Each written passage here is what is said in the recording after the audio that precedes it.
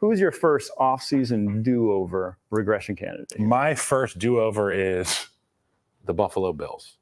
And you know what? It's a combination of offseason, it's a combination of health, and it's a combination of the same window we've been staring at for the last few years with the Buffalo Bills. The window was open. This is our time.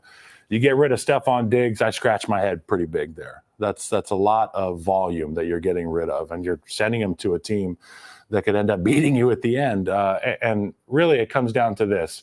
It's the defense. It's the defense, and with Matt Milano's injury this past week, it's going to be a really, really steep hill for this Buffalo Bills defense to climb up. And it was already a steep one because of the pieces they were going to be missing on their back end, Mike. You know, you and I do love the offense. We like their tight ends. We've talked at length about the offensive line in Buffalo.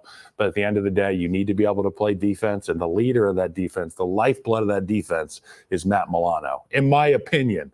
And without him, it's going to be tough sledding in Buffalo. Yeah, the seeds were kind of sown for this offseason, though, last few years. Like when you go all in kind of the way they did with whether it was like the Vaughn contract or some of the deals they gave out, there was always going to be a kind of drop off. And this is the start of it. It's just going to be tough with their cap situation to really start adding back to this roster. They have to do it through the draft.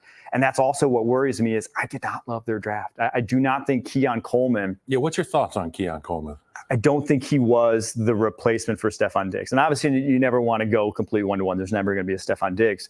But at that point in the draft, I thought a guy like either Ladd McConkey or Adonai Mitchell, I had much higher grades on than Keon Coleman. I think Keon Coleman's a big slot. I think he can do good things in that offense, but I don't think he adds that explosive element whatsoever to your team.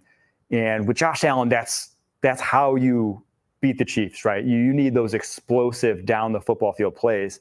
I don't know who they have in this offense now that can do that. Now, Curtis Samuel's fast, but he's never been that type of wide receiver. So they have a lot of underneath guys.